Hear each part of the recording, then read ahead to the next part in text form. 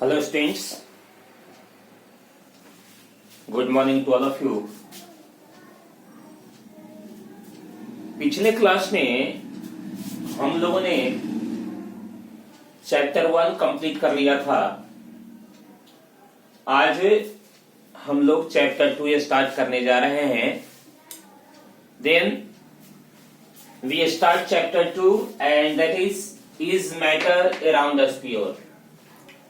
हमारे चारों तरफ जो मैटर है, we see that all things in this world is made up of matter, and when we classify matter on the basis of physical and chemical composition, then on the basis of physical composition of matter it is classified as solid, liquid and gas.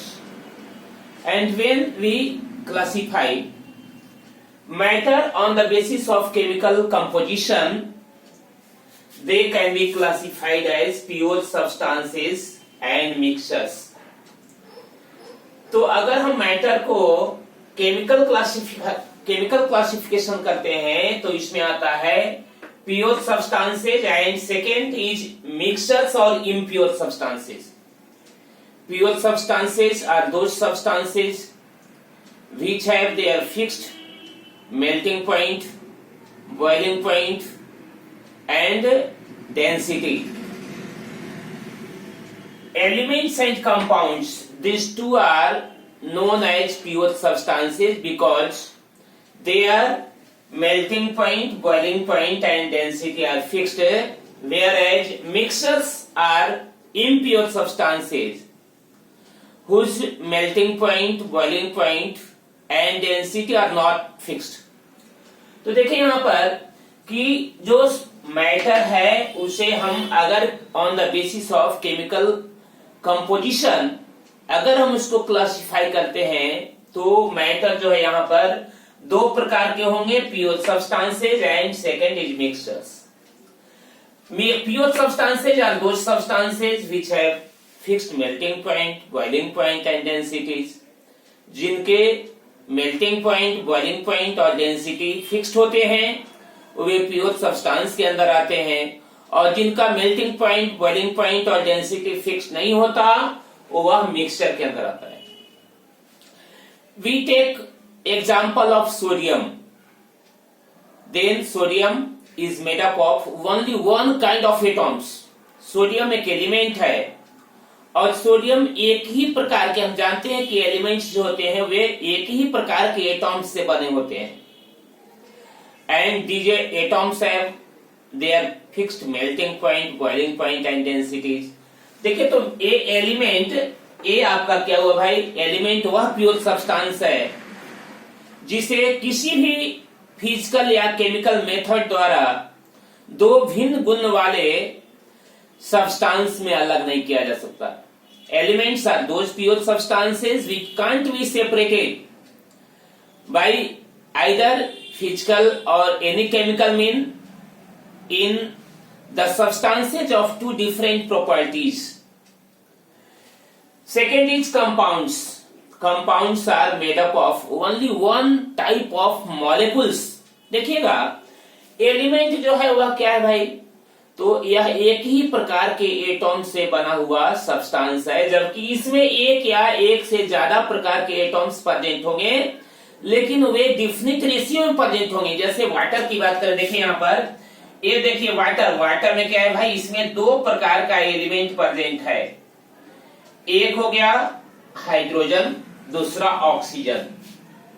तो यहाँ दो प्रकार के element जो है एक दूसरे से केमिकली कंबाइंड है और इनमें इन दोनों का फिक्स्ड रेशियो है मास के अनुसार, वो है 1:2 रेशियो 16। चूंकि मास नंबर होता है हाइड्रोजन का 1, दो एटॉम है इसलिए 2 से मल्टीप्लाई हो गया और यहाँ रेशियो कितना हो गया 16। तो यह हाइड्रोजन रेशियो ऑक्सीजन देखिएगा ये आएगा 2:16। अगर इसको हम सिंप्लीफाई करते हैं तो यहाँ 1 हो जाएगा, यहाँ 8 हो जाएगा, ये हो जाएगा इज इक्वल टू 1:8। तो ये जो है कंपाउंड में उसके कंस्टिट्यूएंट्स का रेशियो हमेशा फिक्स्ड होता है। तो और इसका क्या हुआ देखिए, कंपाउंड का स्मॉलेस्ट जो पार्टिकल है that is molecule. The smallest particle of A compound is molecule and the smallest particle of an element is atom. Atom का सबसे स्मॉलेस्ट पार्टिकल क्या है भाई?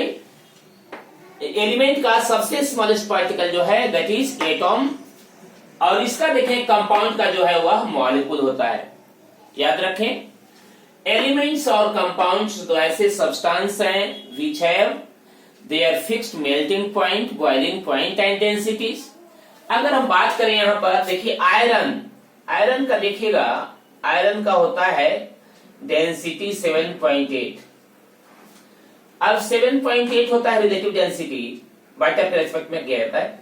देखिए तो इसका मतलब है कि अगर मान लिया जाए कि ये जो है D इज इक्वल टू होता है मास बाई वॉल्यूम, तो ये हो गया मास का होता है SI यूनिट किलोग्राम, वॉल्यूम का मीटर क्यूब। अगर CGS यूनिट की बात करें तो हो जाएगा ग्राम पर CM क्यूब।